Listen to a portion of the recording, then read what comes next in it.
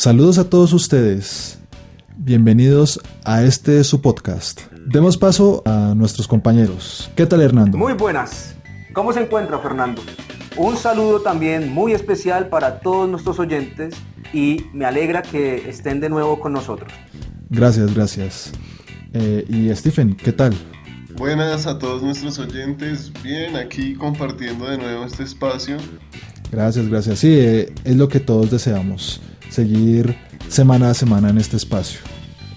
Por eso, para todos ustedes, sean bienvenidos a su podcast. Porque somos memoria. Somos una voz. Somos realidad. Porque somos más que un pueblo. La semana pasada estuvimos abordando un asunto de gran importancia para la realidad nacional en Colombia y latinoamericana en general. El día de hoy queremos abordar otro tema que más o menos lo alcanzamos a tocar la semana pasada. Esta semana quisiéramos profundizarlo y este tema será la ciudadanía. Cómo nosotros entendemos la ciudadanía en el contexto del neoliberalismo. Y ese es un elemento fundamental para comprender la realidad actual de la sociedad. Ese abordaje histórico tan antiguo de la ciudadanía, tenemos que, plantear hacia dónde queremos ir con esta discusión, ¿sí? Por eso yo les propongo una pregunta que nos va a dirigir: ¿cómo se construye la pasividad de la ciudadanía en el modelo neoliberal? Teniendo en cuenta que prácticamente nosotros observamos a las diferentes sociedades latinoamericanas y a nivel mundial y vemos un estado de desidia, de indiferencia con las circunstancias que van aconteciendo en cada uno de los países donde se ha implementado el neoliberalismo. Hacia allá sería la idea que tenemos para organizar la discusión: reconocer esa pasividad del ciudadano neoliberal. Entonces, si Stephen... La Grecia fue la primera en implementar ese concepto de ciudadano y ligó a ese ciudadano a una serie de derechos, ¿no? Pero excluyó a los que no consideraba ciudadanos. Entonces esos derechos van ligados exactamente a todo el dominio cultural, ¿no? Porque pues en las democracias es natural que haya un dominio cultural. Entonces, eso que empezamos a ver allá en la Grecia chiquitico empieza a transformarse de un ciudadano en una ciudad específica a un ciudadano universal, que es lo que quiere el neoliberalismo actual, ¿no?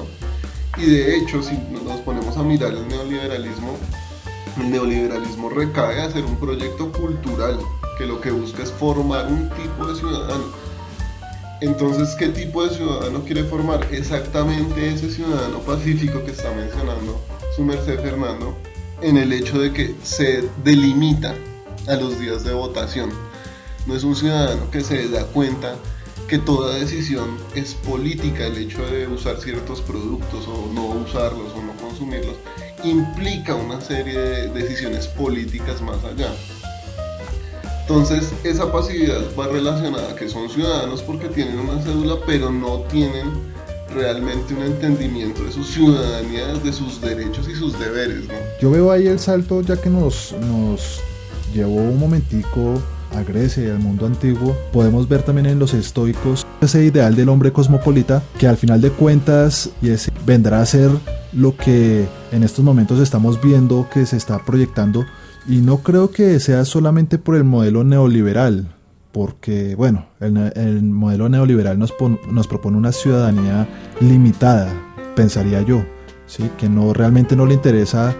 Así es, Fernando. La idea es poder aproximarnos un poco a este concepto tan cercano como el de la ciudadanía, pero a la vez tan confuso que se presta a varias interpretaciones. Y estoy de acuerdo un poco con esa visión. Digamos que el carácter universal de la ciudadanía no es algo que nace o se estructura dentro del proyecto neoliberal, sino que es algo que también viene de mucho tiempo atrás, ¿sí? Tal como Fernando lo está manifestando, exactamente. Sí. Teniendo eso en cuenta, ¿cómo se va transformando esa visión de la ciudadanía en la Edad Media, probablemente, o en la modernidad? Si es que se puede hablar de ciudadanía, de esas chivitas que podemos encontrar tal vez en la Edad Media. En la Edad Media es difícil hablar de una ciudadanía concreta, porque la Edad Media hereda el concepto de ciudadano romano, y para eso tenemos que tener claro el concepto de que el ciudadano romano o la ciudadanía romana, más que una recepción de derechos, era más bien como un reconocimiento público, ¿no? Porque los derechos realmente que se otorgaban al ciudadano romano de primera clase no eran los mejores. Y a raíz de la pluriculturalidad de la que se fue llenando Roma a raíz de sus conquistas, tuvo que generar ese cambio al ciudadano de segunda clase. Entonces estamos viendo eso y lo vamos a ver en los caballeros realmente, o sea, ellos eran los que se empezaban a convertir en los ciudadanos por su reconocimiento frente a la sociedad. Luego sí ya vamos a empezar a ver que en el Renacimiento ya empezamos a hablar de un nuevo ciudadano, porque se empieza a retomar la idea griega de democracia, aunque pues se deja en ese clasicismo. Me gustaría mencionar las ciudades-estado que se generaron a finales de la Edad Media, que van a dar pie al Renacimiento, ¿no? Que van a ser Florencia, que van a tener una cierta independencia y van a generar desde ahí un proyecto diferente de ciudadano.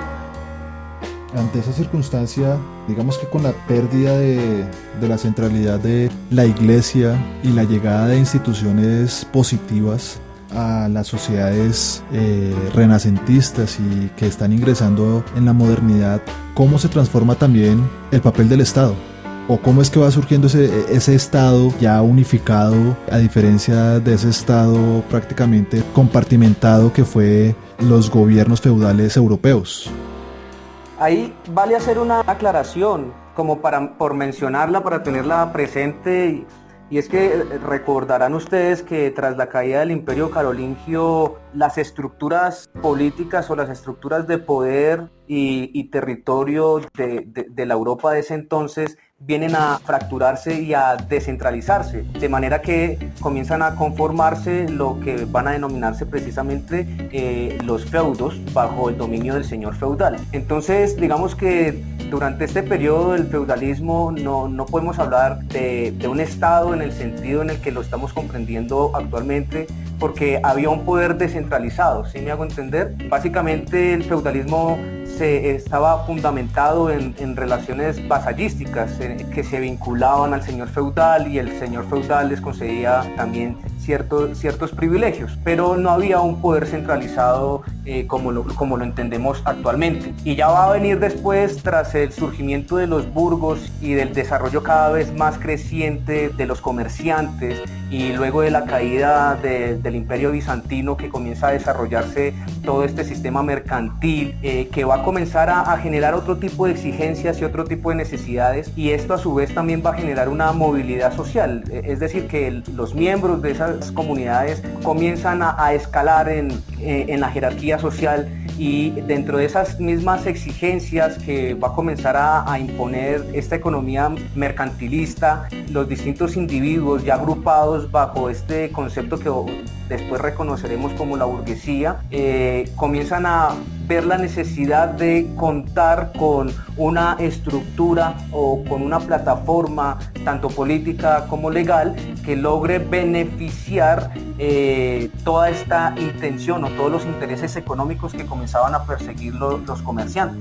Y eso es lo que va a ir dando paso a que se reconfigure esta idea del Estado, y que en el Renacimiento y en el humanismo comiencen a rescatarse esos conceptos de la República en Grecia, ¿cierto? Para tratar de configurar de nuevo otra especie de relaciones sociales que permitieran también esa libertad mercantil y un nuevo estatus a estos comerciantes burgueses que ya estaban ganando mayor influencia dentro de las cortes y en las distintas monarquías.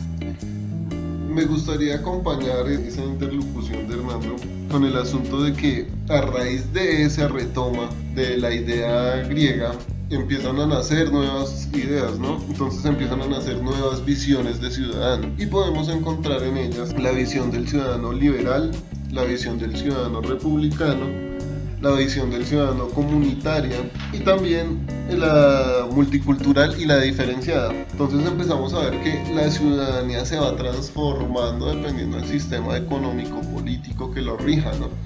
Cuando miramos que esos diferentes tipos de ciudadanía y lo centramos sobre el neoliberalismo, vemos que empieza una carrera, como una competencia entre exactamente ese mercantilismo que mencionaba Hernando, con el asunto de los derechos y las políticas sociales que se establecen. Entonces ahí podemos ver la intervención del Fondo Monetario Internacional y factores externos que empiezan a modificar una estructura interna, buscando no solo modificar esas políticas, sino el mismo ciudadano. Y ahí es donde entra la actividad o inactividad del ciudadano, lo que nosotros llamamos en principio el ciudadano pasivo o el ciudadano activo. El ciudadano activo es aquel que está pendiente exactamente de todas las políticas a su alrededor porque pues se da cuenta que lo afectan. El ciudadano pasivo se mantiene en esa ignorancia, se puede decir de cierta forma, de toda su situación porque está en una zona de confort, ¿sí? Sí, todo eso creo que antes de llegar a ese punto sería pertinente reconocer, pues ya estábamos comenzando a tocar el tema de la ciudad, bueno, más bien de los estados modernos europeos, y con la conformación del estado moderno europeo aparece también la configuración, no total, pero sí aparecen los primeros trazos de lo que es la ciudadanía contemporánea, bueno, más bien moderna, para luego dar paso a la ciudadanía contemporánea. Entonces, primero se tiene que configurar un Estado para que haya el paso del súbdito al ciudadano, ¿sí? Y entonces yo quisiera hacerles la pregunta a ustedes, ¿cómo se organizan los Estados? ¿Qué pasa en este inicio de la modernidad, en este siglo XVII, que nos da a nosotros esa transformación que ya muy bien lo estaban tocando ustedes dos, Hernando y Stephen, que nos estaban comentando sobre esos modos en que se van transformando y apareciendo esa nueva consideración de las relaciones sociales? Digamos que antes de como continuar por ese recorrido histórico, me gustaría como establecer entonces ¿cuál sería una idea o cuál sería la idea general que se va a comenzar a generalizar, válganme la redundancia, sobre el ciudadano, ¿sí? Teniendo en cuenta lo que hemos dicho, lo que ha dicho Stephen, lo que ha dicho Fernando, podría resumirse de manera muy genérica que el ciudadano es aquel individuo que se convierte en un sujeto de derecho, lo que a su vez le concede una categoría de sujeto político, y es un sujeto de derechos pertenecientes a un Estado, y dentro de ese Estado y como ciudadano se van a generar unos lazos tanto de pertenencia como de identidad circunscritos dentro de un territorio. Y en ese sentido, la ciudadanía, así entendida, ofrece un sistema de valores y de actitudes en torno a los cuales se agrupan distintos individuos conforme a criterios comunes. Ahora, ahí es donde vendrían luego las precisiones. Si todos los miembros de una sociedad, todos los miembros de un territorio logran pertenecer a esa categorización de ciudadano, ¿sí? ¿Qué es lo que les concede a ellos la posibilidad de acceder a esta ciudadanía? Porque, como bien lo mencionaba Stephen, desde el origen del concepto de ciudadanía, se descubre que también hay una fuerte necesidad de homogeneizar el grupo humano, y eso lo que va a generar también es la creación de subpoblaciones, y en el sentido en que hay poblaciones que no cuentan con esas características o con esas aptitudes que le permiten acceder a la ciudadanía, y por tanto hacen parte del Estado, pero no hacen parte de la ciudadanía. Bueno, ese tema es un poco complicado, o sea, cómo ser parte del Estado. Yo creo que muchos de nuestros oyentes no comprenderán mucho esa idea de cómo hacer parte del Estado, pero no ser parte de la ciudadanía. Y eso teniendo en cuenta que igualmente tienen derechos y deberes, que es uno de los elementos fundamentales de la ciudadanía, esa dualidad.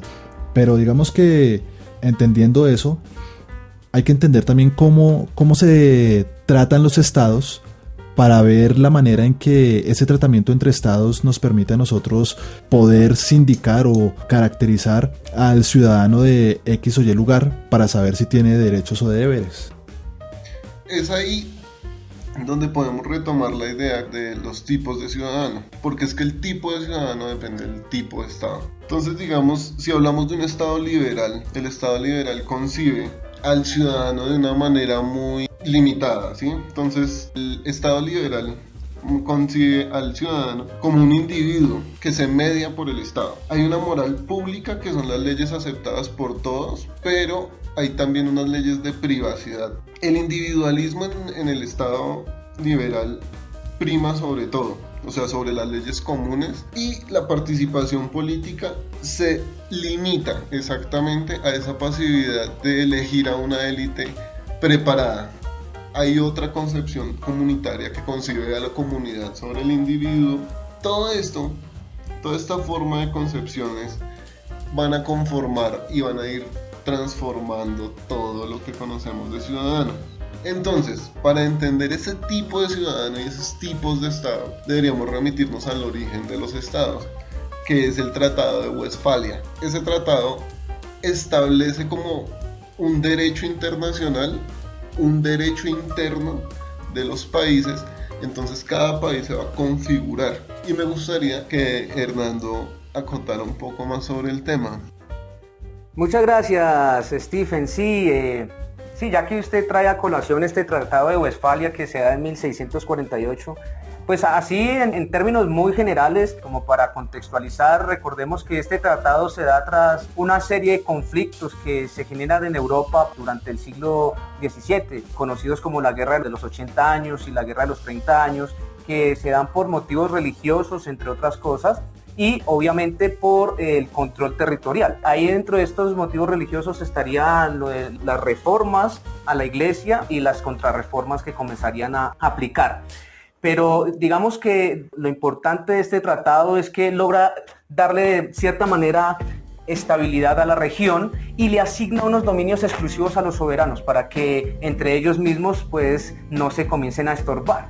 Entonces, lo que logra este Tratado de Westfalia es asegurar una interacción internacional que se comienza a basar en acuerdos y en tratados, que a su vez es lo que va a permitir la consolidación de los estados modernos dentro de lo que podría reconocerse como un sistema de estados, como en algún texto lo menciona el sociólogo Barry Hinders. Sin embargo, hay tres aspectos que me gustaría tratar de manera muy puntual sobre ese tratado, que es lo que va a dar origen precisamente a esta configuración moderna de los estados y de la ciudadanía, y es, en primer lugar, el principio de no interferencia.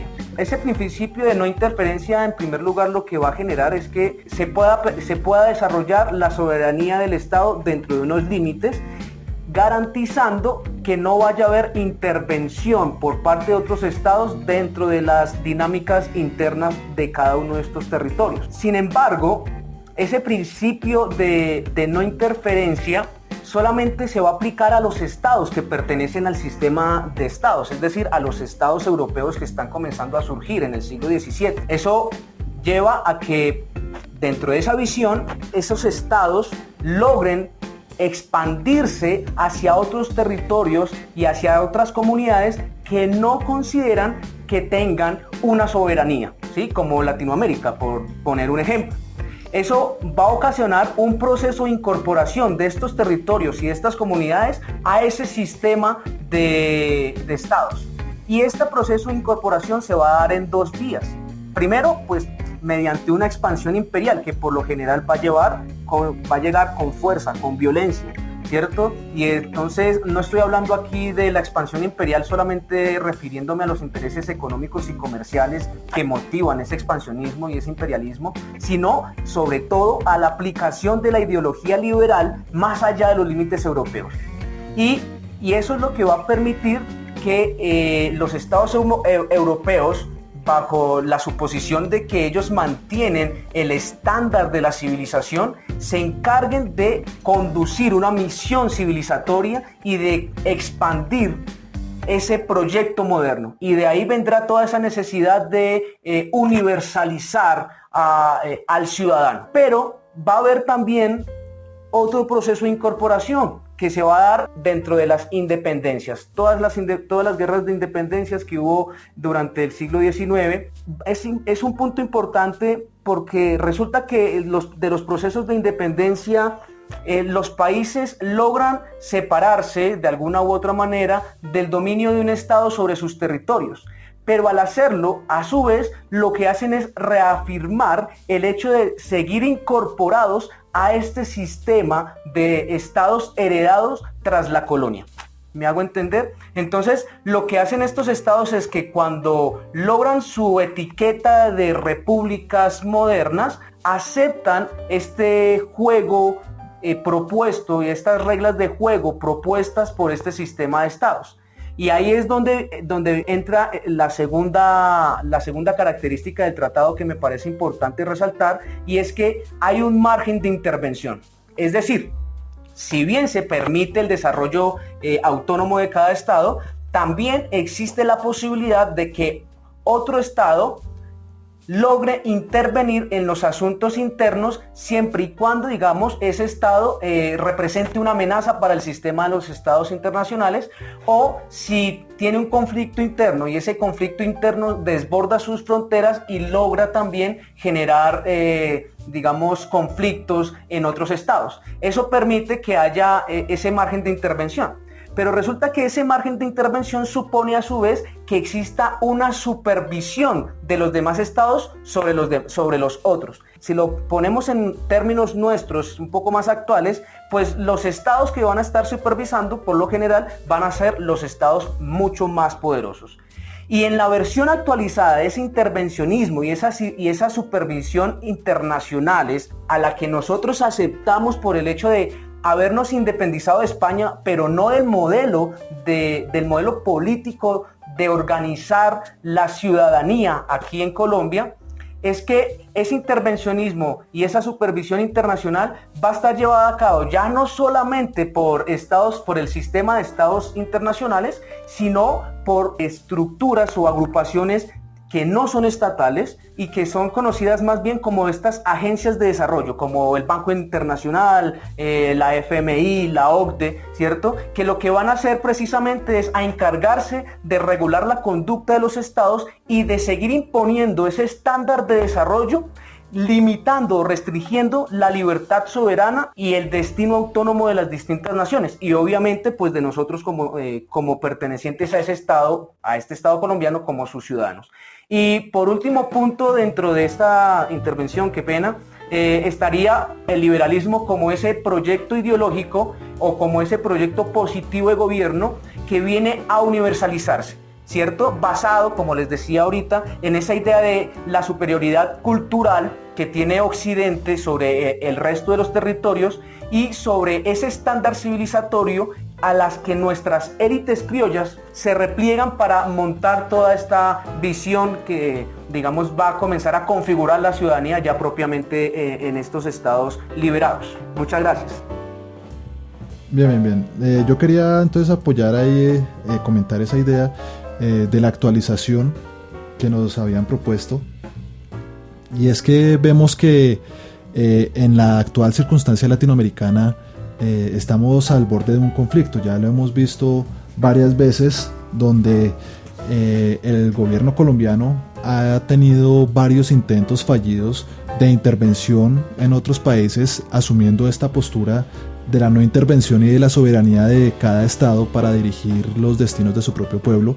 Pero vemos que el Estado colombiano, siguiendo los principios o los dictados de Estados Unidos, está tratando de intervenir de una manera asidua y un poco diplomática, ¿sí? Entonces estamos viendo que está generando toda clase de circunstancias en el pueblo venezolano para atacarlo y para generar una excusa que le permita iniciar un proceso de intervención externa. Y lo vemos con un hecho particular, como las instituciones que se han creado a lo largo del siglo XX para generar la integración de los pueblos, en este momento están funcionando para disgregar a los pueblos. Por ejemplo, tenemos el TIAR o la OEA, ¿sí? La Organización de Estados Americanos, y el Tratado Interamericano de Asistencia Recíproca, que se supone que el TIAR tiene la funcionalidad o la intención de defender los territorios latinoamericanos de cualquier intervención extracontinental, ¿sí? Cosa que hemos visto que Estados Unidos, que ha sido uno de los que más ha llamado a la defensa de ese TIAR, pero que a la hora de la verdad no ha respondido como debe ser ante sus obligaciones y exigencias, porque sabemos lo de la guerra de las Malvinas, en la cual Estados Unidos prefirió darle la razón a su socio económico que darle la razón a la defensa del territorio americano. Pero también veo ante esta circunstancia que el pueblo que más parece reflejar la necesidad de una intervención externa, ¿sí?, de este TIAR, para evitar que su guerra se desborde al resto de los países, y no solamente su guerra, sino todas las problemáticas internas, es el Estado colombiano, porque es el que más llama, el que más grita, el que más hace llamados a la violencia contra otros países, pero sin ser capaz de resolver sus propios problemas a partir de una negociación, un diálogo, la misma diplomacia que está exigiendo para otros países. Entonces, esta circunstancia nos genera a nosotros, al final de cuentas, el orden internacional nos vea como un país hipócrita que está exigiendo cosas para los otros países, en este caso Venezuela, pero no es capaz de seguir, por ejemplo, la aplicación de la JEP, que es la forma en la que se busca generar la paz al interior del Estado colombiano, ¿sí? Entonces vemos que este tratado de Westfalia de por allá 1648 todavía parece tener, por lo menos en sus principios teóricos, parece tener todavía vigencia sobre la sociedad latinoamericana, y en este caso sobre la sociedad colombiana. Aunque tenga vigencia, no quiere decir que sea respetado. Entonces, ante esta circunstancia que estamos ya llevándolo un poco a un terreno más actual, me gustaría saber qué piensan, ya que ustedes más o menos trataron algunos punticos, en especial Hernando. Me gustaría saber qué piensan acerca de esa construcción de la ciudadanía después de las independencias de los pueblos latinoamericanos en relación a España. ¿Cómo creen ustedes, cómo opinan ustedes esa forma de percibir o de construir esa ciudadanía? Sobre eso es bastante importante para mí reconocer un hecho muy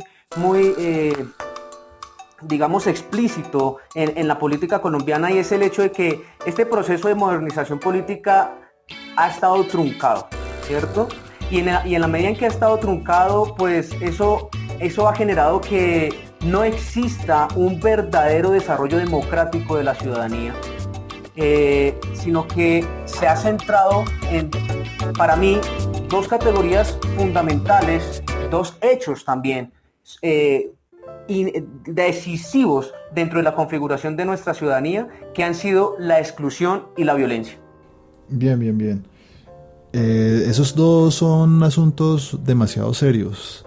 Exclusión y violencia. Pareciera que en la sociedad contemporánea, en el siglo XXI, no debería todavía hablarse de exclusión y violencia, pero pues estamos en el Estado colombiano y pareciera que eso es pan de cada día, donde, por poner un ejemplo, tenemos un presidente que aparentemente recibió dineros calientes, como se decía con Samper, recibió dineros del narcotráfico y ayudas extranjeras, pero por otro lado vemos cómo esa exclusión y esa violencia funcionan para atacar a candidatos que les hacen investigaciones de 95,000 pesos, de 500,000 pesos, para tratar de eliminar su posibilidad de participación política. Digamos que eso lo vemos ahora, pero entonces, ¿cuál sería esa raíz? ¿De dónde partimos nosotros, teniendo en cuenta que nuestra formación ciudadana comienza en el siglo XIX, después de hacer una ruptura con la idea del súbdito? Exacto, esa parte de la exclusión, por ejemplo, obedece a estructuras coloniales que son heredadas dentro de esta nueva forma de república y ciudadanía que comienza a construirse en el siglo XIX en Colombia. Por citar un ejemplo de estas estructuras coloniales, es el hecho de que siga existiendo esa visión de súbditos o de personas o poblaciones menos civilizadas, ¿cierto? Y que sostienen que nuestra sociedad permanezca dentro de un principio de clasificación social basado en castas. Es decir, que quienes logran imponer la visión de ciudadanía son los criollos blancos, ¿cierto?, que quieren es poner una camisa de fuerza sobre la realidad colombiana, negando a una cantidad de gente, y además ya luego, entrado el siglo XX, comienzan a desarrollar una teoría sobre la pureza de la raza y la necesidad de que la raza colombiana tenga que ser blanqueada para lograr, digamos, acomodarse a los estándares de la civilización europea.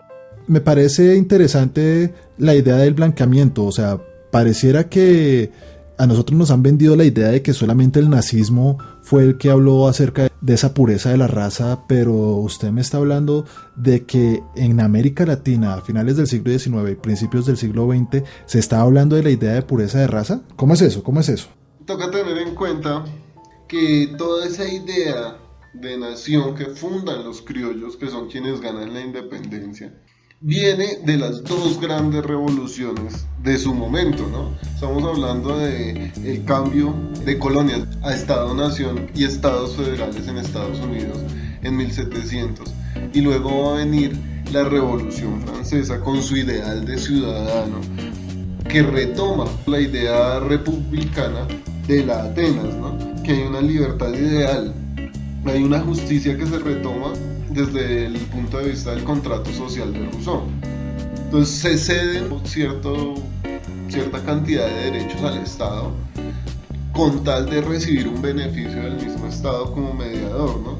Viene un ideal de ciudadano, un ciudadano deliberativo, activo, pero ese ciudadano no nace siendo un ciudadano activo y deliberativo, nace siendo un ciudadano ignorante de muchas de sus leyes y tiene que irse transformando mediante la educación.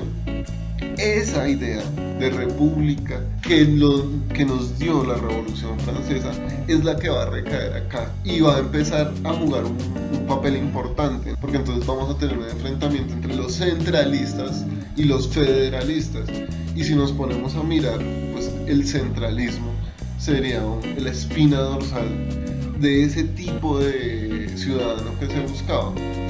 Entonces se empieza a fundar un ciudadano europeo. El eurocentrismo recae en la fundación de este Estado, y entonces ahí es donde Hernando tiene la razón al decir que nos están blanqueando. O sea, ellos no hablan de una raza pura estilo nazi, pero sí el eurocentrismo típico recae acá y termina convirtiéndose en un ideal, porque como siempre hemos dicho en este programa, Colombia es atípico, es un país atípico.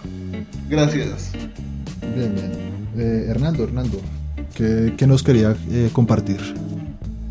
Por agregar algo a lo que dice Stephen, pues no olvidemos también estas teorías que argumentan una supuesta relación necesaria entre la región geográfica y el tipo de habitante y sus posibilidades de producción. Porque pues digamos que todo esto está enmarcado dentro de la búsqueda del progreso planteada por Occidente en términos obviamente de producción. Entonces estas teorías lo que vienen a soportar es el hecho de que en las regiones tropicales entonces nosotros observamos que las personas son un poco más tranquilas, como más pausadas, como que el tiempo no los afana tanto. Entonces eso es lo que nos planteamos a veces nosotros, incluso aquí desde Bogotá, ¿no? Cuando salimos a vacacionar y vamos, no sé, a Girardot o algún pueblo de tierra caliente, vemos que el ritmo de la población es mucho más lento que este ritmo acelerado del bogotano, ¿no? Entonces tenemos todavía esa idea de que los ciudadanos o los habitantes de territorios más fríos son más prestos a la producción, a la productividad, y eso hace que recaiga la necesidad de que nuestra amplia mayoría tenga que ser de algún modo intercambiada o transformada mediante esas apuestas tratemos de combinar las razas, a ver si sale una raza más productiva para que Colombia logre mayor desarrollo, cuando el desarrollo no ha dependido de las razas, sino más bien de la forma en que esta clase política ha logrado cooptar el aparato estatal, ¿cierto? Imposibilitar que haya un desarrollo industrial, ¿sí? Entonces, digamos, han sido ellos los que han imposibilitado el desarrollo verdadero de la sociedad colombiana en términos productivos, culturales, científicos, y ellos sin embargo siguen viendo argucias o buscando argumentos que de alguna manera terminen culpando al pueblo para que ellos se vean siempre protegidos. por su modelo. Sí, sí, sí, sí. Y pues yo quería complementar ahí esa idea. Es que ese origen de una idea de la pureza de la raza, de esta ciudadanía, se le achaca sus atrasos, todos sus errores a la misma sangre. Y ahí tenemos que ver que es el mismo cristianismo que se implanta en América, no solamente América Latina, sino también en el norte. La idea de la pureza de la sangre viene de teorías de carácter cristiano que se van expandiendo, y por eso vemos que empiezan a emplear políticas de blanqueamiento de la raza en todo el continente. No solamente vemos eso en Colombia, aunque en Colombia y algunos países andinos se dificultó por el territorio, pero vemos nosotros que la llegada de europeos a países como Argentina, Chile, etcétera, fue muy grande, y eso genera que a final de cuentas se construya primero una ciudadanía diversa, pero una ciudadanía que es diversa y a la vez estratificada, ¿sí? Donde se concibe que hay unas entidades superiores y otras inferiores, de las cuales las inferiores en algún momento, por la suerte del destino, llegarán a ser superiores, pero no superiores porque los mismos individuos lleguen a serlo, sino porque por la mezcla que ya muy bien ustedes decían, se purifique su sangre y vuelvan al redil de la sangre europea pura, y que prácticamente es la única que merece ser salvada por el Mesías en un futuro. Y eso me lleva a preguntar sobre la violencia, ¿sí? Sobre la violencia. Vemos que, por ejemplo, en la Constitución del 86 se ve que se plantea que los indígenas son como hermanos menores que nosotros debemos cuidar, ¿sí? Ahí ya está una exclusión en la que nunca son plenamente mayores de edad, por el hecho de ser tratados como hermanos menores que deben ser siempre guiados y reducidos a la civilización verdadera, a la civilización cristiana. Pero entonces ahí, ¿cómo ven ustedes que funciona la violencia? ¿Cómo actúa esa violencia sobre las comunidades para eliminar, digamos, que cualquier trazo de diferencia, para crear la homogeneidad? Quisiera hacer un aporte, pero antes del aporte les recuerdo a nuestros oyentes, por favor, darle like, suscribirse a nuestro canal, darle a la campanita y seguirnos por la página de Facebook. Muchas gracias. ¿Y cuál es la página de Facebook para que nos sigan? Sí, claro, es igual que el podcast, Somos Más que un Pueblo. Bien, bien, bien, muchas gracias. Ahora sí, Hernando. Ahora sí, quería hacer ahí una acotación con respecto a la violencia. Y es que cabe decir que exactamente la violencia ha sido un instrumento al servicio de nuestros políticos para que la ciudadanía no logre ampliarse y para que ciertos derechos permanezcan aún restringidos o limitados. Tenemos que tener presente que hay muchos derechos con los que contamos ahora que no fueron en principio decretados constitucionalmente, es decir, que no fue una preocupación por parte de la institucionalidad colombiana el hecho de que los ciudadanos accedieran a un cierto paquete de derechos, sino que estos derechos por lo general se han venido construyendo a partir de vías de hecho, como las manifestaciones, las huelgas, lo cual es, digamos, bueno en cierto sentido, y es en el sentido de que, como bien lo diría Adela Cortina, los derechos no son algo que están ahí sin más, sino que son construcciones históricas que han dependido de distintas poblaciones. Sin embargo, nuestros políticos han implementado la violencia, y digamos que aquí no me estoy refiriendo al periodo de la violencia en Colombia, sino a la violencia como estrategia y como instrumento que han utilizado estos políticos precisamente para disminuir esta capacidad de ciudadanía que tenemos nosotros los colombianos.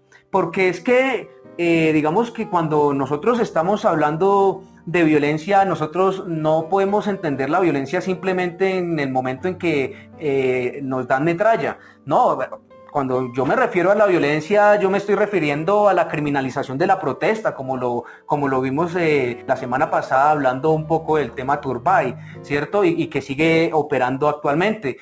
Violencia también es sabotear manifestaciones, mantener un aparato clientelista y corrupto, es ocultar evidencias, desviar la atención sobre coyunturas del país que podrían y pueden ser sistemáticas, favorecer a magistrados, altos mandos del ejército, ¿sí? A expresidentes, hacer persecuciones, chuzar las amenazas, los falsos positivos judiciales a los que nos hemos venido acostumbrando sobre todo en estas 2 últimas décadas, el hecho de despojar, el hecho de generar desplazamientos y el simple hecho de haber elegido a Char como presidente del Senado son manifestaciones de la violencia efectuada desde el Estado hacia el pueblo colombiano, lo que a su vez hace que la ciudadanía se encuentre restringida, porque en el momento en que nosotros como ciudadanos decimos nosotros tenemos la potestad para poder oponernos a los paquetes políticos y económicos que ustedes están imponiéndonos, entonces lo que ellos hacen es el uso de la fuerza.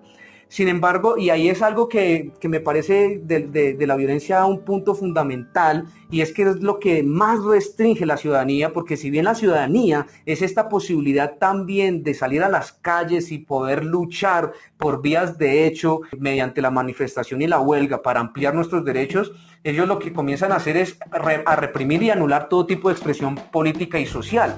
Y lo que más dolor me causa de esto es que ellos se mantienen en la postura de afirmar que esa violencia siempre se dirige, de abajo hacia arriba, como si estos actos fueran más bien fruto de una conducta salvaje e irracional y no estuvieran legitimadas por las condiciones sociales en las que nos encontramos. Entonces ahí me gustaría, por ejemplo, citar un ejemplo que aconteció el año pasado, en el 21N, y es que sale este dispositivo o este discurso de la no violencia que comienza a difundirse. Ahora, la pregunta que yo me planteo ahí es si ese dispositivo, ese discurso de la no violencia estaba aplicado o estaba dirigido a ellos. ¿A quién estaba dirigido? Yo llego a pensar que ese discurso de la no violencia es más bien un dispositivo de control sobre la protesta social que legitima el uso de la fuerza por parte del Estado, ¿sí? Eso es lo que hace es que se genere una violencia ejercida sobre los que pretenden hacer el ejercicio de la ciudadanía. Quiero aquí precisar algo, no es que esté justificando actos de violencia por parte de ningún movimiento. No se trata de eso a lo que yo estoy hablando, sino que lo que quiero es precisar y considerar que cuando nosotros logramos generalizar un discurso así, lo que se tiende es a censurar todo acto de expresión ciudadana, lo que es distinto. Porque muchos de nosotros no distinguimos los actos legítimos de protesta con los actos de violencia. Y bajo ese discurso de la no violencia, a veces vamos a tender a establecer esa relación errónea que nos lleva a pensar que la protesta es en sí misma ya un acto de violencia. Y eso es lo que al establecimiento le sirve, que precisamente la población suponga o genere ese orden, esa relación necesaria que toda acción ejecutada por los movimientos sociales o por grupos de base o por la misma ciudadanía implica ya una cuestión de orden público y que lo que se debe hacer ahí sí es proteger los derechos. Entonces la protesta se convierte en el acto de violencia que los medios y los discursos de estos señores comienzan a pregonar, ¿cierto? Sin ningún tipo de matiz, y nosotros como ciudadanía no generamos tampoco una opinión crítica frente a ese discurso que nos están lanzando. Y eso pues nos lleva también a suponer y a censurar al otro, ¿no? Porque entonces yo soy el buen ciudadano que en vez de plegarme a esos actos bélicos y vandálicos de simplemente salir a la calle y protestar, entonces lo que yo hago es producir. Yo no voy a protestar, yo no voy a hacer huelga, sino que yo me quedo y me limito a mi producción y a lo que me toca a mí como individuo. ¿Sí? Entonces digamos que esa violencia lo que está generando ahí precisamente es que la ciudadanía se vea fuertemente, casi que ni siquiera restringida, sino anulada. Muchas gracias. Sí, y lo que yo estoy viendo ya es que estamos entrando de lleno en el asunto. Creo que aunque fue una larga introducción al asunto, parece que ya estamos con mejores bases para poder interpretar cómo se construye ese modelo de pasividad dentro de la ciudadanía actual, ya después de haber visto que venimos de modelos excluyentes y violentos y que de una manera o de otra están reproduciéndose esos modelos en la idea de ciudadanía en el neoliberalismo, ¿sí? Que ya como muy bien decía Hernando, lo habíamos tocado con Turbay Ayala la semana pasada, cuando estábamos hablando acerca de la doctrina de seguridad nacional, que prácticamente es la primera configuración neoliberal, ¿sí?, de la construcción de la ciudadanía neoliberal en América Latina, que, como habíamos dicho la semana pasada, es esa doctrina de seguridad nacional la que da el pie de entrada al neoliberalismo en toda América Latina, con una visión dictatorial de las instituciones, de las órdenes, de la forma de concebir el modo de comportarse de un ciudadano, de ser bueno o malo. Y eso me lleva a otra circunstancia, y es que dentro de esta visión dictatorial, porque es que ya Friedrich von Hayek, que es como el papá del neoliberalismo, nos dice que él prefiere una dictadura liberal, como sucedió en América Latina durante los años 70, y recuerden que durante esa época Hayek ganó el premio Nobel, al igual que Friedman, que lo ganó 2 años después. Si no estoy mal, en el 74 lo ganó y en el 76 lo ganó Friedman. Nos dice que prefiere una dictadura liberal a una democracia socialista, ¿sí? Que eso es lo que nosotros estamos viendo con toda esa cantidad de golpes de Estado, pero también dictaduras débiles, esas estructuras de destruir la legitimidad de los procesos democráticos cuando se está escogiendo un sistema que difiere de las supuestas democracias liberales, ¿sí? Y hay que tener otra cosa en cuenta. El neoliberalismo no se asume, o los seguidores de esa doctrina económica no se asumen como neoliberales, ¿sí? Cuando ustedes empiezan a hablar con alguien que sigue estos principios, o no saben qué es lo que quieren ser, ¿sí? No se asumen con un principio, con una denominación, o a lo sumo se llaman liberales, o si no, se llamarán libertarios, ¿sí? Tomando en cierta medida el nombre que los anarquistas, comunistas, sindicalistas, etcétera, del siglo XIX habían asumido para ellos, ¿sí? Como apropiándose de ya toda una historia de la libertad que, como nosotros estamos progresivamente viendo, no han sido defensores de la libertad. Ya lo estamos viendo desde el siglo XVI, y poco a poco las estructuras que ellos han estado construyendo con el paso de los años no reflejan esa idea de democracia y de libertad que ellos tienen planteada. Antes bien, parece que la única idea de libertad que nosotros podemos concebir es la idea del mercado. El resto de las construcciones de libertad es eliminada dentro del discurso liberal. Ahí es cuando podemos encontrar la ciudadanía se va a ver restringida por la cantidad de derechos que se tienen. Entonces, al verse restringida de esa forma, el derecho que lo deja ser ciudadano termina convirtiéndose en un derecho de exclusión y en un derecho de violencia, porque al ciertos derechos mantenerse e invalidar o validar otros derechos para poder lastimar a otros, ¿no? Entonces, digamos, ahí es cuando entra lo que su merced muy bien decía, que es la Constitución del 86, que era obviamente excluyente desde un principio porque era supremamente conservadora, ¿no? Empezamos a ver que el ciudadano empieza a tener una estratificación, ¿no? Desgraciadamente, entonces el ciudadano de estrato 6 tiene sus derechos mucho más válidos porque tiene el dinero para pagar. En cambio, el ciudadano de estrato 0 tiene que esperar a que la ley caiga sobre él y mirar qué le acarrea, ¿no? Entonces ahí no solo podemos hablar de una exclusión hacia un tipo de raza, sino hacia muchas cosas. Digamos, hay derechos que faltan para la mujer, para los negros, para los indígenas, para todo. Entonces empezamos a ver que el derecho empieza a estructurar al ciudadano, y si el derecho lo manejan las entidades económicas, el derecho va a empezar a estructurarse hacia esas entidades económicas y no hacia el ciudadano. Yo quisiera preguntar en esta circunstancia, ¿por qué creen ustedes que el Estado neoliberal se encamina hacia el mercado y olvidando al ciudadano? ¿Cuáles creen ustedes que pueden ser esas razones? Sí, ahí me gustaría intervenir en esa pregunta.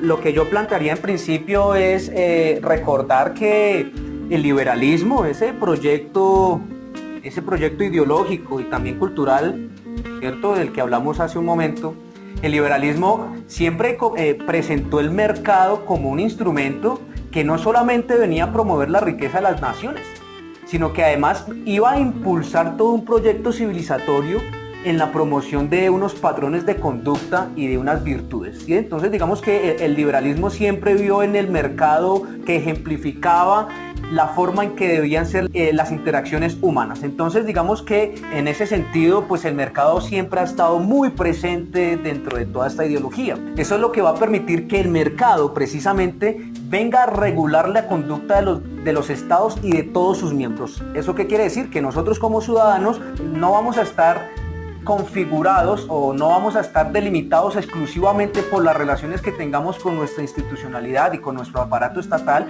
sino con la relación en el escenario internacional y con todos estos dispositivos y estas agencias de control que hay externos también. Entonces lo que nosotros comenzamos a observar es que el Estado responde a los intereses del mercado y no a los intereses de la ciudadanía. La ciudadanía es la que debe plegarse a las políticas que propone la institucionalidad, que a su vez está respondiendo a unas exigencias económicas por este mercado, ¿no? De modo que nosotros nos encontramos aquí ante distintos paquetes, distintas reformas tributarias, salariales, ¿verdad? Que obedecen no a las exigencias de la realidad colombiana, sino a las exigencias de estas agencias de desarrollo que había mencionado en un momento. O sea, ¿quiénes son las que obligan a los gobiernos a implementar estos paquetes de reformas? Pues precisamente la OCDE, el Banco Mundial, ¿cierto? Pareciera que estos gobiernos se sintieran muy obligados, porque al ser parte de esa doctrina neoliberal, antes con el ceño fruncido lo hacen es con una sonrisa de oreja. Claro, David Harvey propone que el neoliberalismo pone en carrera los tres pilares de la sociedad actual, ¿no? Que son el mercado, la sociedad y el Estado. Si nos ponemos a mirar esa relación entre esos tres pilares, vemos que a nivel actual, frente a la pandemia, por ejemplo, podemos ver cómo está ganando el mercado frente a todo un Estado que debería preocuparse por esos ciudadanos que conforman la nación, ¿no? Entonces, ¿por qué el ciudadano se mantiene tan pasivo si el mercado le está quitando derechos como ciudadano para cortarlos? O sea, está obstruyendo su ciudadanía, quitándole derechos para darle más derechos al mercado. Entonces, ¿por qué el ciudadano es tan pasivo con respecto a eso? Porque el modelo neoliberal tiene un ciudadano planteado. ¿Cuál es ese ciudadano? Exactamente ese ciudadano que está en un punto conforme, que se mantiene tranquilo y que lo único que hace es reproducir ese sistema. Ese mismo sistema lo reproduce. Entonces, ¿de dónde nace ese modelo ciudadano? Como ya había tratado de expresarlo, el proyecto neoliberal es cultural, entonces ahí vemos toda la invasión cultural norteamericana y vemos cómo eso empieza a generar hoy en día ya un efecto. Digamos, uno ve a los jóvenes de 20 años para abajo, ya todos usan palabras mexicanas. ¿Por qué? Porque los doblajes norteamericanos han generado una visión de lenguaje y han empezado a configurar entonces ese ciudadano desde un lenguaje por medios masivos, por medios políticos, por todos los medios posibles, y han conformado ese ciudadano que solo contribuye en las urnas. O sea, el hecho de pensar en política más allá de ir y depositar un voto en una urna es imposible. Ya se eligió a alguien, ellos decidirán por mí y todo está bien, sin darse cuenta el efecto que tiene esa persona que están eligiendo y cómo esa persona va a permitir o defender sus derechos frente a un Estado que ha decidido irse hacia el mercantilismo antes que hacia el ciudadano. Ese asunto de hacer las cosas de esa manera tan pasiva y aceptar todas esas políticas, es que si uno se pone a mirar la hoja de vida de todos los que de toda esa élite disque preparada para manejar el país, están educados en los nichos del neoliberalismo. Entonces ellos ven esas políticas como una vaina de enriquecimiento, como muy bien lo dice Hernando. El problema, ¿cuál es? Que empieza a ganar ese corporativismo, o sea, ya la corporación prima sobre el hombre. Y eso es un problema el berraco, porque empieza a quitarle derechos exactamente al ciudadano. Sí, nosotros podemos ver ese ejemplo muy claramente con los Chicago Boys que llegan a dar todas las recetas para seguir adelante con esto de los países latinoamericanos. Y creo que ustedes han tocado un asunto de las entidades económicas que resulta muy interesante, y es que este modelo económico que se nos plantea, que le da una centralidad al mercado, pasa algo importante y muy interesante, y es que deja de lado toda la defensa de la justicia social.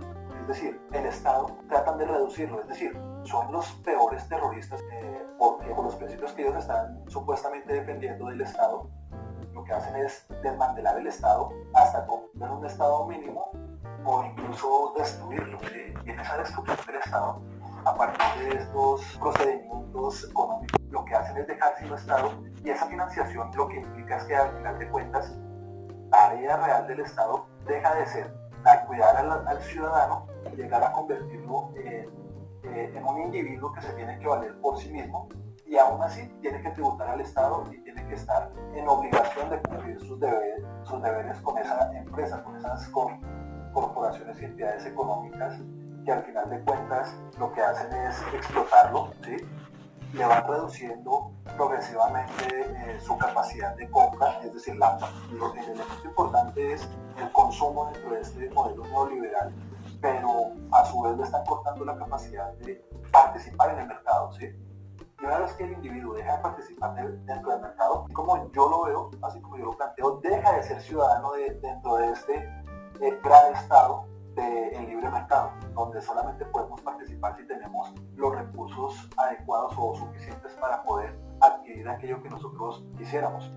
Digamos que una de las ventajas de este neoliberalismo y del liberalismo es que utiliza un lenguaje ambiguo para que la gente siente y crea que todos pueden ganar y todos pueden participar dentro de este gran, no sé, entidad metafísica que es el mercado. Con esa ambigüedad nos dice todos pueden participar, todos pueden obtener todo lo que quieran, pero lo que no nos dicen es que realmente los que pueden entrar y participar a sus anchas dentro de este sistema de libre mercado, que al final de cuentas no se autorregula y que va generando progresivamente una monopolización de los recursos y del mismo capital y de los medios productivos, eliminando de paso las pequeñas y medianas empresas y las microempresas, como se está viendo desde los años 70 hasta este momento, en el que se han reducido todas estas entidades económicas de la empresa privada, ¿sí? Quedando en manos principalmente de las grandes empresas nacionales y multinacionales. Nomás tenemos que ver un ejemplo de cómo las tiendas de barrio han ido desapareciendo progresivamente para darle pie y beneficiar a las tiendas de grandes superficies.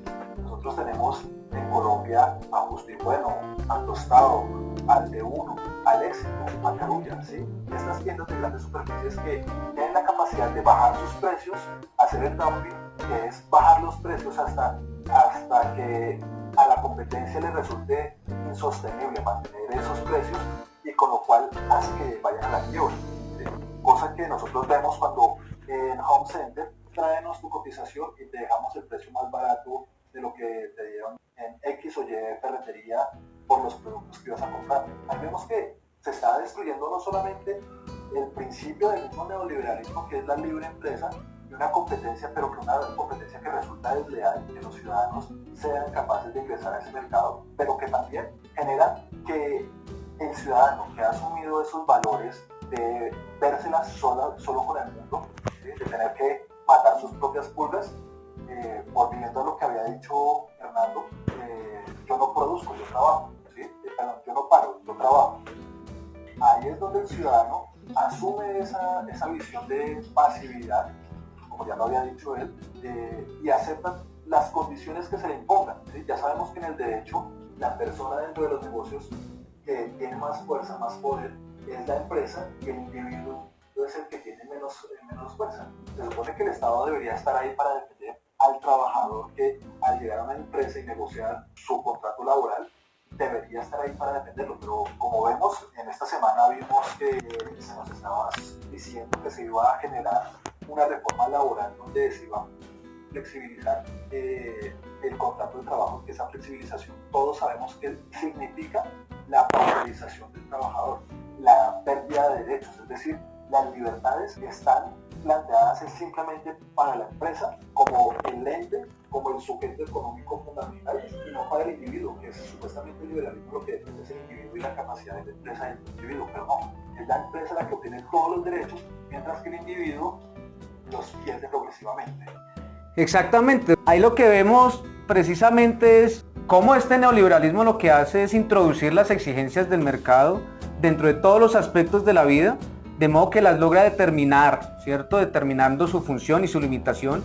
Y esto hace que el individuo no sea un sujeto político y un sujeto de derechos, ¿cierto? Sino que se convierta simple y llanamente en un consumidor. ¿Todo esto por qué? Porque, como lo decía Fernando, porque viene toda esta corporatización y privatización de las agencias del Estado y los recursos de la nación, ¿cierto? En donde comienzan a promocionarse esos ideales de los que usted mencionaba, la competencia, y comienza a tomarse decisiones particulares en torno a factores importantes y decisivos en la vida de una comunidad como lo es la salud, la educación, porque comienzan a utilizar el mercado financiero, crediticio y toda esta especulación para comenzar a regular la conducta y modelar con arreglo a los intereses transnacionales, de manera que pues evidentemente pues ahí tenemos que en vez de dar respuesta a un espíritu democrático, lo que hace es replegarse y adherirse a esa lógica de poder, ¿cierto? Y que asume estos valores de mercado y de la empresa y lo que es peor, la empresarialización de la sociedad y el ejercicio del poder, porque pues ya no estamos nosotros atendiendo a exigencias, a derechos que se vienen desarrollando, sino simplemente a pautas que comienzan a guiar todo este ideario del ser productivos, ¿cierto? Dentro de la sociedad. Entonces, pues ahí es donde nosotros observamos que en efecto la ciudadanía se va a ver fuertemente transformada en un país donde de hecho siempre ha estado limitada. Con base en lo que su merced dijo, hacer una acotación que me parece interesante. Su merced, cuando plantea el mercantilismo, establece que el ciudadano se vuelve un consumidor y me pareció entender que también se le pierde el asunto de trabajador, ¿no? O sea, pierde los derechos de trabajador. Y entonces me gustaría hablar de que se convierte en más importante el producto que se genera. Me parece interesante ver que el ciudadano común no se ha dado cuenta que en esa pérdida de derechos mencionada anteriormente se empieza a volver es un esclavo de consumo, o sea, empieza a trabajar para bancos, empieza a trabajar para fábricas, empieza a trabajar para industria, pero en sí no está ganando, está pagándole a alguien para vivir, y eso se convierte en una supervivencia que hoy en día vemos muy marcada, digamos, en esta pandemia de la gente endeudándose a pesar de que no tienen una capacidad de pago y que muchas veces su estilo de vida no les alcanza con el mínimo, ¿no? Por favor, denos un like, suscríbanse al canal si este contenido les ha gustado hasta el momento y por favor, denle a la campanita para que ustedes tengan acceso próximamente al contenido que estaremos presentando a ustedes. Y también suscríbanse a nuestra página de Facebook, Somos Más que un Pueblo. Quisiera pues redondear los elementos que contiene este neoliberalismo del que hemos hablado, ¿sí? Que más o menos hemos esbozado en términos muy generales. Y es que en primera instancia, ¿cómo reconocemos nosotros las tesis neoliberales? ¿Sí? En primera instancia, vemos que hay una defensa radical de la libertad. Pero ojo, esa defensa de la libertad tiene que ser y está fundamentada en el mercado libre, ¿sí? Esa libertad solamente se da en el mercado. En segunda instancia, vemos que hay una defensa y un llamado a la individualidad. Pero aparte de la individualidad, a la propiedad privada. Nosotros vemos en las sociedades contemporáneas, nos quejamos, no, es que ahora somos muy individuales, es que no pensamos en el otro, bla. Pero es que no es culpa directamente de nosotros, es porque los valores que se nos proponen en este sistema económico nos exigen, nos piden, nos solicitan que para ser el ciudadano de esta sociedad capitalista liberal debe ser egoísta, o si no, individualista, si lo queremos poner en otros términos, ¿sí? Y que ese individualismo implica que yo voy a recoger mi propiedad privada, que todo mi fruto de trabajo, aunque sea un pinche trabajo, ¿sí? donde no se esté ganando realmente nada, nosotros estemos generando o obteniendo nuestra propiedad privada. En tercera instancia, nos dicen que solamente el mercado, no sé si ustedes habrán escuchado la frase, con Peñalosa la escuchamos harto, él justificaba la privatización de varias empresas públicas después de que Petro salió del gobierno. Dijo que la tarea que se debía hacer en Bogotá era privatizar las empresas públicas, por una simple razón, y este es el principal argumento que se genera para defender la privatización de la ETB, y es que las empresas privadas son más eficientes que las empresas públicas. Pero si nosotros nos damos cuenta, las empresas privadas que en este momento se encargan de prestar los servicios más importantes para Colombia, por ejemplo, salud, educación y electricidad, etcétera, son de las menos eficientes y que generan solamente ganancias para los principales accionistas, pero le dejan todas las pérdidas al Estado para que el Estado colombiano lo rescate. Tenemos que ver el ejemplo de Electricaribe, que les va a costar millones y millones de pesos. A su vez tenemos que ver cómo Hidroituango ha sido un fracaso económico para el país, el mayor fracaso que ha tenido en la historia, y que próximamente el mayor fracaso será el metro de Bogotá. Un metro que no va a cumplir con las expectativas. Aparte de eso, tenemos que decir que el Estado neoliberal no concibe bajo ninguna circunstancia que realmente el Estado sea capaz de asumir la responsabilidad social que tiene con los ciudadanos, ¿sí? Y en esa medida, como no es capaz de asumir esa responsabilidad, el Estado debe dejar de lado todas las funciones que le sean posibles. Quinta instancia, vemos que, y ya lo hemos tratado, el neoliberal privilegia la defensa del capital por sobre la defensa de los derechos sociales. Para el neoliberal no existe algo llamado sociedad, solamente existen individuos. Y quiero leerles una cita de Margaret Thatcher, la dama de hierro, la que impone el neoliberalismo en el Reino Unido. Dice: no habría eso que llaman sociedad, sino únicamente hombres y mujeres y sus familias.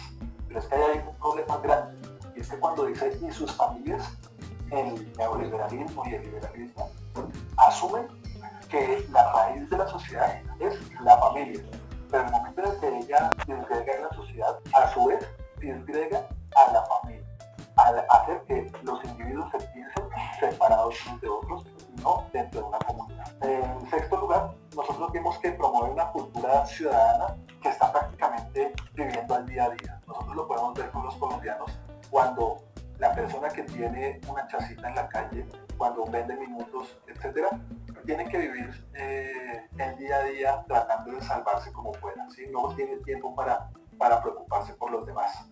Y al final de cuentas, lo que estaba diciendo Stephen es algo muy cierto, y es que provoca o genera que los individuos sean objetivados. Sí, Fernando, muchas gracias.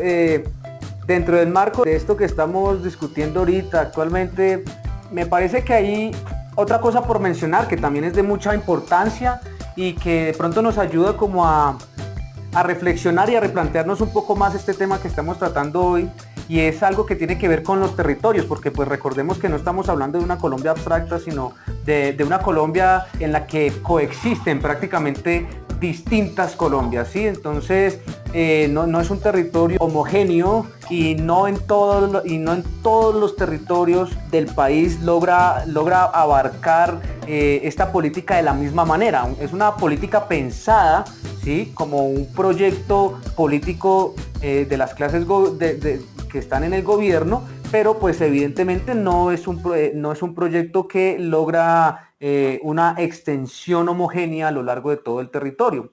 Y en ese sentido, me parece que hay también un factor decisivo a la hora de construir la ciudadanía y de venir a clasificarla. Estoy hablando ahorita de manera específica de una lógica que seguramente es muy conocida para todos, que tiene que ver con lo urbano y lo rural, ¿sí? Vean que a pesar de la vocación agrícola de Colombia y por lo mismo de su alto índice de vida rural, evidentemente pues en los últimos 30 años, más o menos desde los 80, ha habido un fenómeno poblacional en crecimiento que ha hecho que la demografía en las ciudades aumente significativamente, ¿sí? obviamente no como parte de un proceso voluntario de planificación, ¿sí? Bueno, pero bueno, eso se tocará en otro momento. Sin embargo, a pesar de eso, sigue siendo alto el índice de vida rural en el país. Y sin embargo, si nos ponemos a pensar desde dónde se configura esa idea del campo, precisamente esa idea del campo se configura es desde las ciudades, ¿sí? O sea, el campo no ha logrado posicionar una imagen o una idea propia de ellos, sino que ha sido siempre desplazada desde la ciudad hacia el campo. Esto lo que hace es que permite que exista una relación de poder en donde lo rural va a quedar subordinado al urbano, ¿sí? Y evidentemente la ciudad va a venir a convertirse en ese espacio de regulación social y política del país, es decir, en el fuerte ideológico de las clases políticas de este país, como bien lo manifiestan en algunos de los puntos el Congreso de los Pueblos, lo que a su vez va a generar esa dinámica de centro-periferia, ¿sí? Entonces aquí venimos a un escenario en donde nos encontramos con una metrópoli con las colonias, por poner un ejemplo, ¿cierto? Una imagen, ¿sí? En donde de hecho la metrópoli viene a extraer todos los recursos y las riquezas que sustentan los privilegios de esa metrópoli, ¿cierto? Y por otro lado, lo que va a ocasionar es que se profundice la desigualdad y la inequidad que observamos aún hoy en nuestros campos, en nuestras zonas rurales aquí en Colombia. Y digamos ahorita en este momento de la pandemia ha sido digamos un año en donde eso se ha logrado evidenciar de manera explícita. No es que no existiera esa desigualdad, sino que hay forma de que se visualice desde otros ojos. Entonces aquí vamos a quedar atrapados dentro de esa lógica binaria en donde la ciudad entra a ser el emporio, el lugar de las ventajas, en donde encuentra usted la seguridad y el progreso. Evidentemente pues habría que matizar ahí las zonas urbano-rurales y digamos la ciudad también como un espacio geográfico en donde se estratifica y se clasifica la población y los grupos humanos también atendiendo a las exigencias del mercado neoliberal que está operando al interior de la ciudad, ¿cierto? Y por otro lado, dentro de esa lógica binaria, pues vamos a encontrar el espacio de lo rural como el espacio, la geografía del atraso, en donde se vive la guerra más encarnizada y la pobreza más extrema, que era lo que había tocado Stephen en algún momento, si no estoy mal.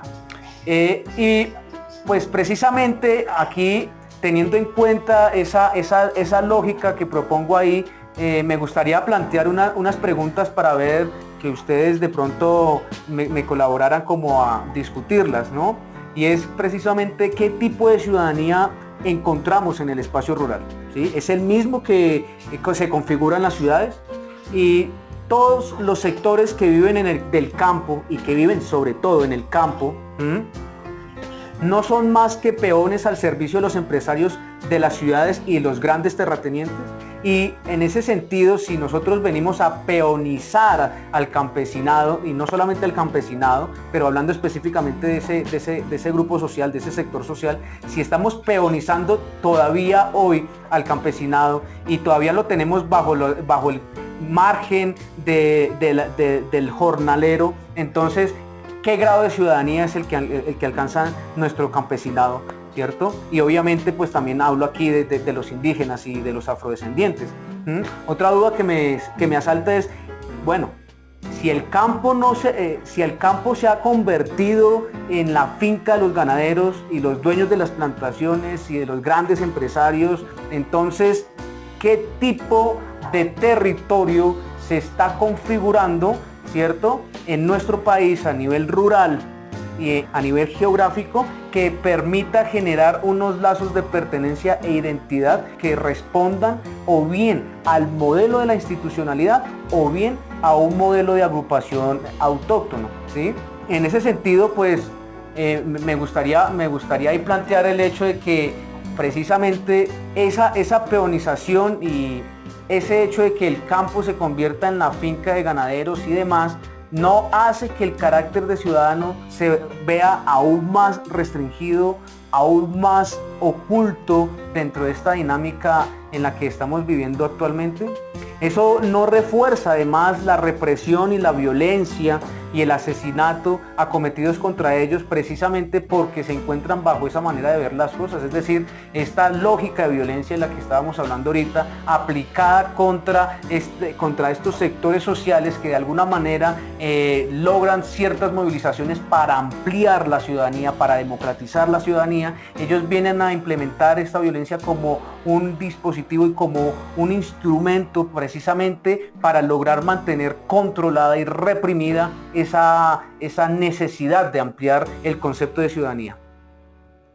El asunto es que si vamos a hablar del concepto de ciudadanía, ruralidad, urbanidad, toca tener en cuenta que en Colombia a lo rural, a toda la ruralidad, al campesino, al indígena, a todo lo que vive fuera de este centralismo, o sea, fuera de la ciudad, fuera de lo urbano, se le toma como algo ajeno a la ciudadanía, se le toma como algo peyorativo.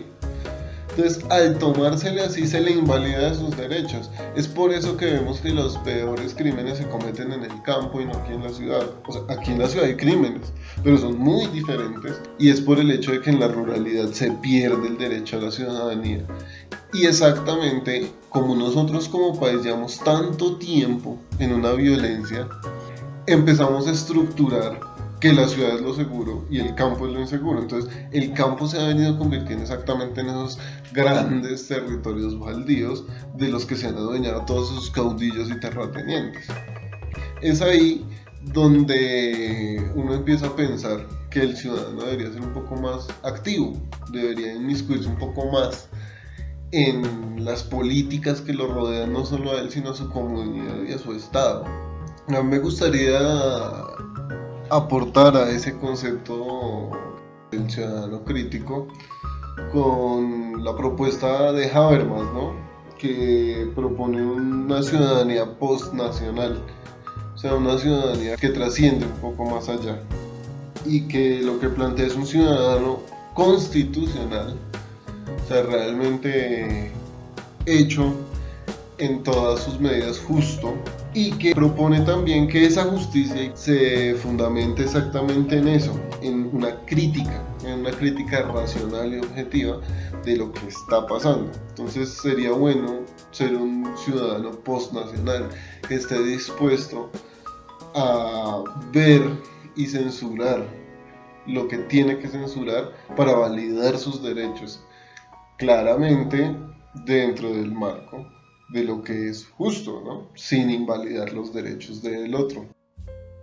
Exactamente, me gustaría hacer también un aporte como para ir dejando sentadas las bases para una reflexión, que es lo que buscamos finalmente con este espacio. Vale la pena plantearse y preguntarse, viendo la forma en que el neoliberalismo y el Estado y digamos toda esta parte de realidades que hemos venido abordando en el programa del día de hoy, cómo esto opera sobre los distintos espacios, ¿cierto? Y va fabricando a sí mismo distintas disposiciones. Entonces, si bien vemos que el neoliberalismo opera en el espacio rural muy distinto a la forma en que opera en el espacio urbano, muy distinto en el sentido en que se observa la vocación violenta con que ingresa a estos escenarios rurales al ser precisamente los espacios donde van a capitalizarse estas empresas y demás, y donde vienen a privatizarse los recursos de la nación. Sin embargo, vemos, aunque exista esa forma de operar neoliberal, vemos que asimismo viene en crecimiento una manera de responder por parte de los distintos sectores de la sociedad. Y es que no me atrevo a decirle ciudadanía, sino sectores de la sociedad, porque como habíamos planteado al inicio, dentro de la historización del concepto, hay un Estado que es el Estado colombiano, pero no podemos decir que todos los que estamos en este territorio podamos ser asumidos y asimilados como los ciudadanos de ese Estado colombiano, ¿sí? Porque hay unos intereses y hay un sistema de valores que viene a representarse en esa ciudadanía que propone el proyecto político de las clases sociales, y no siempre nos podemos identificar con ese sistema de valores y con esas formas de operar y con esas formas de asumir la vida política de los individuos de una manera que quede tan reducida y anulada prácticamente. Entonces, por eso prácticamente es que nos llamamos Somos Más que un Pueblo, ¿no? Entonces, digamos que yo prefiero ese término en estos momentos seco de los sectores sociales que vienen también escalonando una serie de acciones y de movilizaciones sociales, pero que lastimosamente no han logrado tener una mayor incidencia y una mayor influencia digamos, en el destino de la nación, precisamente porque nuestra institucionalidad y nuestro Estado sigue estando cooptado por una élite corrupta y prácticamente mafiosa. Digamos que eso no es un secreto para nadie en estos momentos. ¿Qué es lo que nosotros tenemos en el Congreso? En el Congreso lo que observamos ahí es que la mayoría, ¿sí?, está representada por los intereses del partido de gobierno, ¿sí?, y por la derecha. Entonces, en ese sentido, lo que tenemos es un Congreso cooptado, y ahora, pues, más con Char, ¿no?, a la cabeza del legislativo, pues, ¿Qué futuro, ¿no?, a corto plazo nos estamos ganando nosotros los colombianos? Y pues observamos también que dentro de esa institucionalidad pues no existe realmente una oposición, sino que la oposición vendría a ser simplemente la existencia de islas o islotes alrededor del poder, pero que esa oposición evidentemente está reducida y muchas veces fracturada y fragmentada, y por el contrario lo que sí tenemos es un creciente posicionamiento de partidos que vienen a decirse que son de centro, que en últimas terminan siendo partidos tibios y que finalmente se afilian a los intereses del partido del gobierno. Entonces, digamos que el gobierno llama a una no polarización precisamente porque lo que está buscando es una homogeneización del aparato estatal y de la institucionalidad, y eso evidentemente atenta contra la democracia, teniendo como principio que la democracia debe basarse no en el consenso, ¿sí?, porque el consenso es la construcción o es el producto final de un encuentro que no se ha dado aquí en Colombia, ¿cierto? Sino que la base de la democracia aquí en Colombia debe ser el disenso, ¿cierto? Es decir, esa posibilidad y esa capacidad de mantener una opinión distinta, pero además no solamente tener una opinión distinta, sino tratar de efectuar o llevar a la práctica esa opinión distinta a la que se nos impone desde el gobierno y desde los medios oficiales, ¿cierto? Entonces, digamos que cuando hablamos de ciudadanía en estos términos, y es para que lo pensemos un poco todos, estamos hablando de la necesidad de una organización política, no desde la burocracia, no desde la institucionalidad necesariamente, sino precisamente desde las calles, desde los sectores sociales, desde los sectores populares, ¿sí?, en donde se asuma y en donde se note un compromiso verdaderamente político con nuestra sociedad y con nuestro futuro, ¿no? Entonces, hablo aquí de pronto de la necesidad de construir ya no una ciudadanía, sino unas ciudadanías. ¿Y cómo vendría a ser la dinámica social, política y económica entre ellas, ¿cierto? De modo que no queden subordinadas unas a otras, porque esa idea de jerarquización y de subordinación responde más bien a una idea derivada de este Estado, ¿cierto?, como si fuese esa instancia unitaria y centralizadora, ¿cierto?, que precisamente está instalada en esa idea del Estado nacional moderno y toda su institucionalidad. Pero hemos visto que aquí la institucionalidad colombiana no responde y no ha respondido nunca a la realidad cultural y social del país, y mucho menos a los intereses viejos o nuevos que salen y que obligan a flexibilizar y ampliar esa institucionalidad misma. Entonces, ¿cómo hacer para que esta institucionalidad sea realmente efectiva y eficiente? ¿Cierto? Porque pues tampoco estoy satirizando y heretizando la imagen del Estado así porque sí, sino que simplemente digo que es bueno o sería bueno comenzar a reevaluar verdaderamente el papel que está cumpliendo o que ha cumplido el Estado en la historia del país, y sobre todo en la construcción de la ciudadanía y del presente en el que estamos, ¿cierto? Porque es irónico, ¿no?, que aquí nunca se alcanzó una modernidad real y próspera, ¿cierto? Y y por lo mismo se vive en una constante institucionalidad. Y a eso se le suma también que exista una crisis de gobernabilidad, ¿sí? Ya que, pues como vemos y como se nota, digamos, en el país y en los hechos, los gobiernos aquí se han venido acostumbrando a sostener la gobernabilidad sobre los territorios es a punto de militarización, porque realmente no generan un paquete de políticas sociales que responda a una construcción cultural y propia, ¿no? Entonces, todo esto es para que pensemos una ciudadanía no como un concepto moderno de Occidente, como esa camisa de fuerza que tenemos que seguir poniéndonos y entonces tenemos que seguir jugando ese juego neoliberal para poder mantenernos dentro de los estándares de las sociedades civilizadas y desarrolladas, ¿cierto? Sino más bien una ciudadanía que responda a una elaboración propia del pueblo colombiano que es tan complejo y tan rico en sectores y en experiencias, ¿no? Entonces, pues yo sí quisiera dejar como esta reflexión abierta a todos los que nos están escuchando, ojalá sean bastantes los que nos estén escuchando y bastantes los que puedan opinar, porque pues a lo que en verdad los estamos invitando y nos invitamos, digamos, me incluyo en eso, es a que ejerzamos nuestra ciudadanía. ¿Listo? Entonces, muchas gracias y eso es lo que quería proponer. Bueno, para finalizar quisiera plantearles a ustedes una pregunta. ¿Cómo consideran ustedes la ciudadanía? ¿Qué elementos debería tener? ¿Qué elementos deberíamos darle prioridad? Esa es una pregunta muy complicada, pero también muy interesante de resolver, porque la ciudadanía no es simplemente hecha desde un sillón, sino cada una de nuestras acciones forman la ciudadanía. Bueno, entonces, antes que nada quisiera agradecer a mis compañeros Hernando y Stephen por la compañía en esta nueva serie de emisión. Muchísimas gracias, Fernando. Claro, el trabajo de hoy, el tema estuvo un poco más extenso, pero merece todo su análisis, ya que nos replantea el hecho de que ser ciudadano no es solo tener una cédula. Exacto, no podemos olvidar eso. Ser ciudadano no es simplemente recibir un paquete de derechos y ya, y un paquete de obligaciones. Y también hay que recordar que muchos de los derechos que actualmente tenemos se lo debemos precisamente a las vías de hechos que logran ampliar la ciudadanía y la democracia en Colombia a pesar de los intentos de nuestros gobiernos por mantenerla restringida.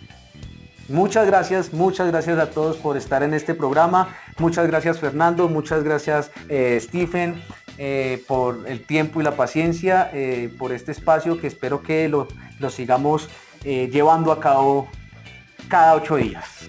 Para todos ustedes, nuestro público, nuestro amado público y para el que va dirigido todo esto, agradecemos que ustedes hayan permanecido junto a nosotros hasta este momento y recuerden, cuando no hay justicia, tener razón es un peligro. Somos